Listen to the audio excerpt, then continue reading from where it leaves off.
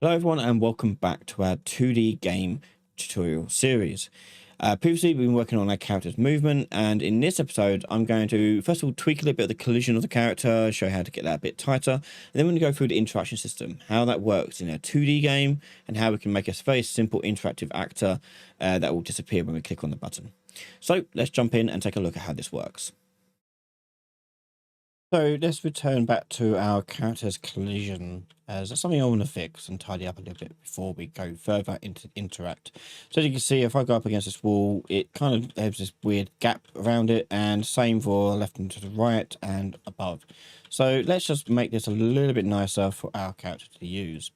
So I'm going to go into my third person character, go to the viewport, and looking at the capsule, we've got it a bit smaller, but we need to make it much smaller. So I'm going to change it down to a smaller half height to, let's say, 20 by 20. Maybe a little bit more than that. So you want it to be where the collision of the arms are going to be, probably. So let's go. By the way, when you're changing the capsule, change the bottom value, the radius first. So let's go 15. That's it.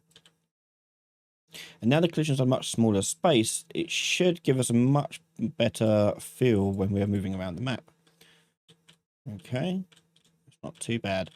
So one thing I want to do is I want to offset the character's model, or sprite rather, so that they are above slightly, so their head's going to clip through the next part. So I'm going to go click on the mesh, this sprite rather, not mesh. And I'm going to move up slightly like this. So it's just really the feet that have the collision capsule on it. But what it does, it gives us a nice little overlap with our head down the background and makes it feel a lot much tighter. There we go. Okay, so for interactions in a 2D game, the player can only interact with what is in front of the character. So rather than doing something like a line trace all the time, like we would probably do with a 3D game, in a 2D game it's a lot simpler than that. So what we're going to do is we're going to have a special collision box in our X of our character, which is just in front of my head here. So I'm going to go to add and do a box collision. And I'm using a box collision because, typically speaking, games that are 2D are generally following a grid-based pattern of design. So it makes it a little bit nicer and easier if we make the extents here more of a grid. So as I'm moving that just above the character. And what will happen is as the character turns around, the capsule is going to swing this around in different directions because it's attached to the capsule. So the box extent I might make it a bit smaller. We might change it to like 20. I like that. And for help me debug this, I'm going to change the line thickness to be 5, and we'll make it not hidden in game. And then I'm going to just move that so it's nice and tight against here. I'm going to change that to 10. There you go, it's a lot nicer. Because what's important about this is that when we turn a character, we want that to turn too. Now the character's capsule isn't actually turning, it's just the visuals of the character that are changing. So when I push left right down, we want to change the location of our box here. So we're going to go to our event graph and go to our movement input, and when we trigger it. So what I want to do here is I want to, at the end here, get last input vector. Last movement input vector. This is telling me which way we're going.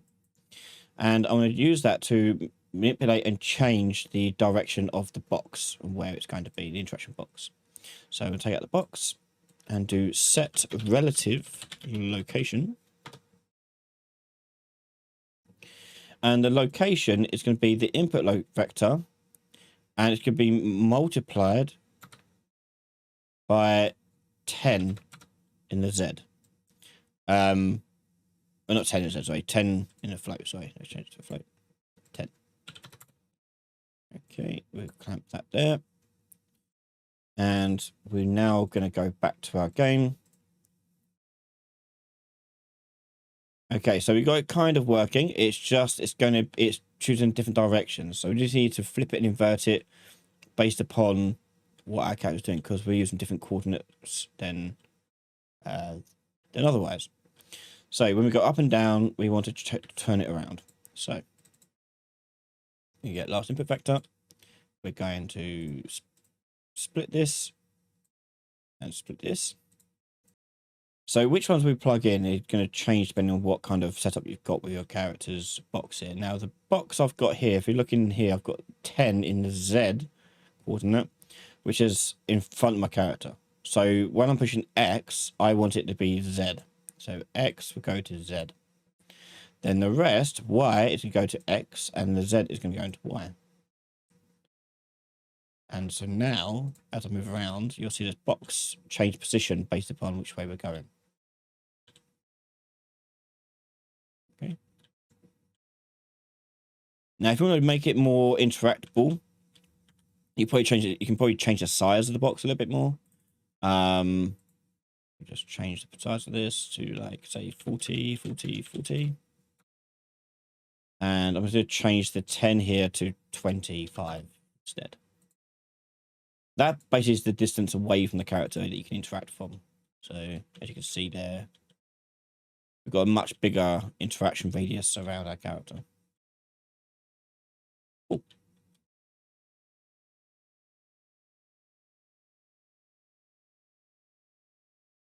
So, alongside that, we're going to need to make an interaction interface as well.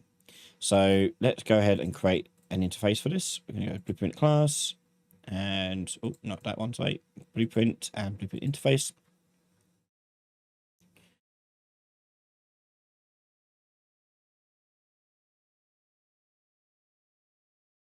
And we'll call this one I interact interface. And open it up.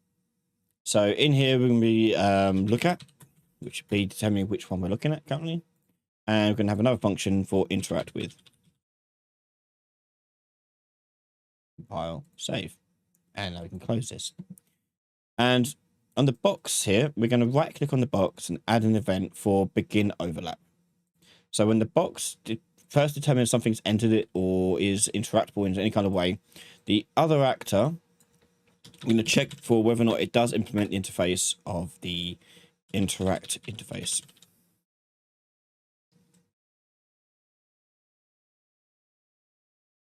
And put that into a branch. So now it's going to decide whether or not it should or shouldn't you take any notice of this. And then the other actor here will be doing look at message on the true. So once we've got the look at, we want to then store who we're looking at. Okay, so I'm going to drag out the other actor and promote that to a variable. I'm going to do currently looking at. I'm going to plug that in to there. Okay, so once we've done that, that's all good. We then want to do an end overlap. So on end overlap for the box, we are going to not just simply just clear this stuff up, because there could be like two things there, and we don't want to remove all of it if we just got one still in there. So what will happen is when we do end overlap is we're going to check to see if there's anything else in there that is implementing the interface. So on the overlapped component, we're going to drag that out, which is the box, by the way. The overlapped component here is going to be get overlapping actors.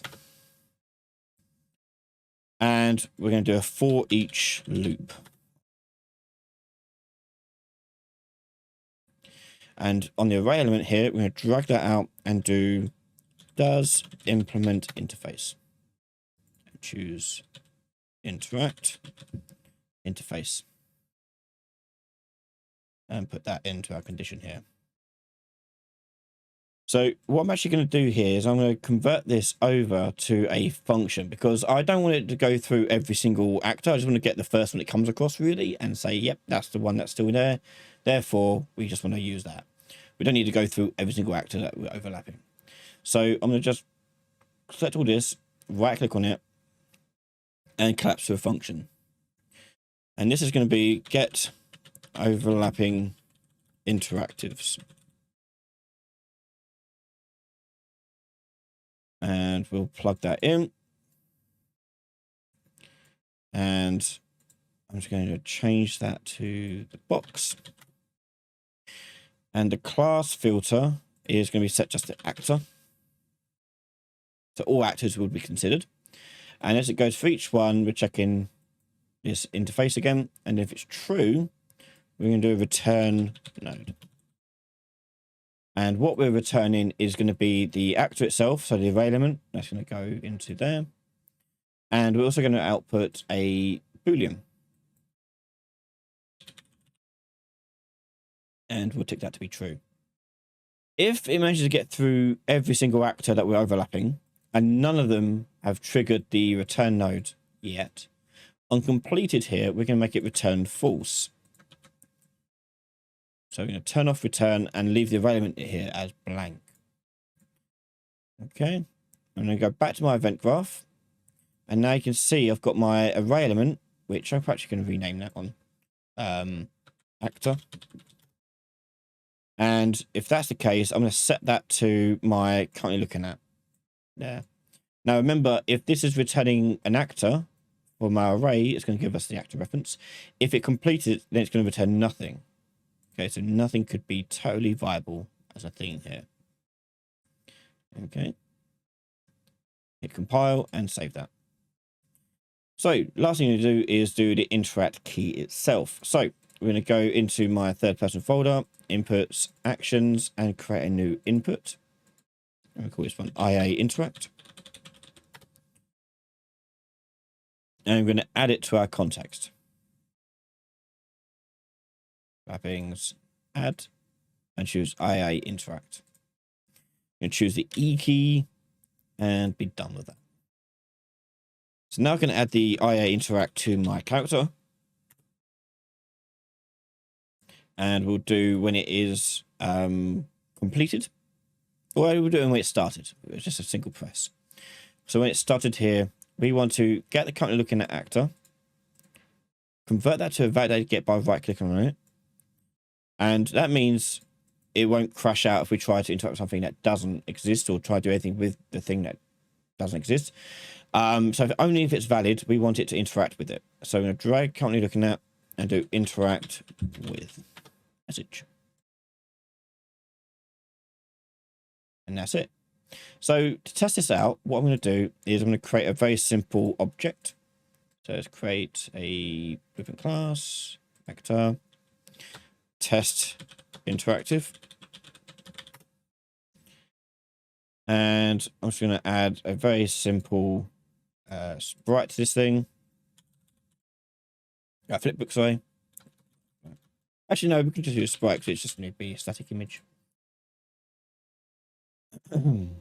And we just want to get a static image for our sprite, and I don't think I've got one there. Let's try and find one. Top down 2D textures. What have we got in here that I can use? Doesn't really matter, really, does it?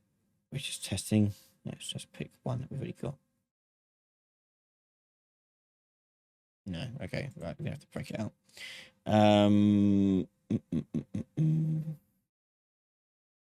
Let's go for wooden door. Yeah, sure, okay. Take a look at that. Let's see if that's going to be suitable.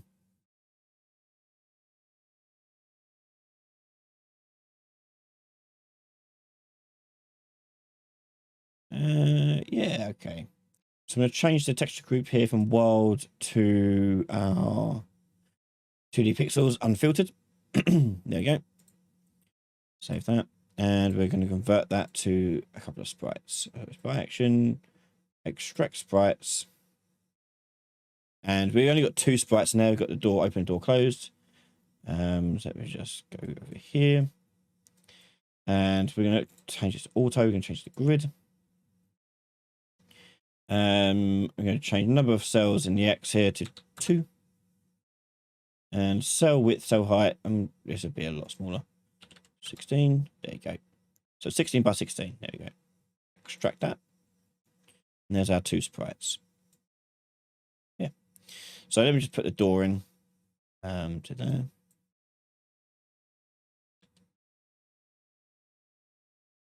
And we need to rotate it so it's on its back.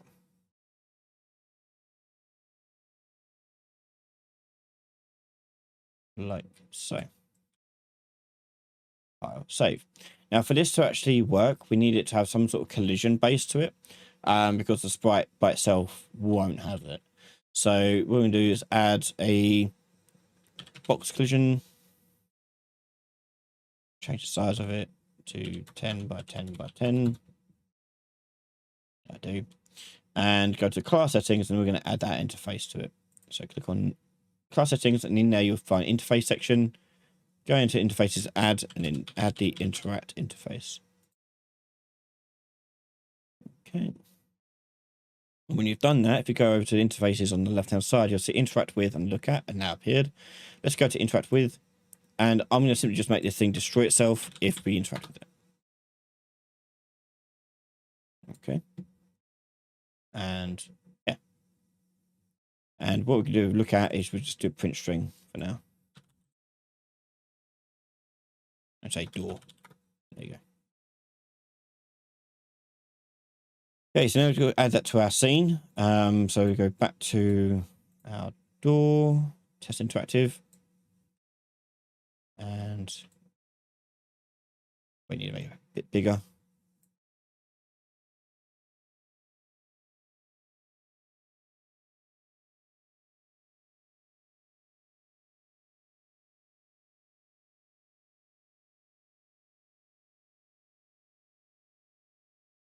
Like that. Okay. And you see here, interactable is saying door, door, door, door, door, door. Hit E, and away it goes. And there you have it. We can now interact with objects in our scene. So there you go. We've now got interactions with our game. However, we've just got a test interactive object, which just simply destroys itself. But what we're going to do is make this far more interesting and make it a door actually work. So we're going to make a working door for our 2D game in the next episode, which you can find right now over on patreon.com/Ryan Laley from just $1 a month. Thank you to all the patrons and YouTube members for the continued support in the channel. Thank you again so much.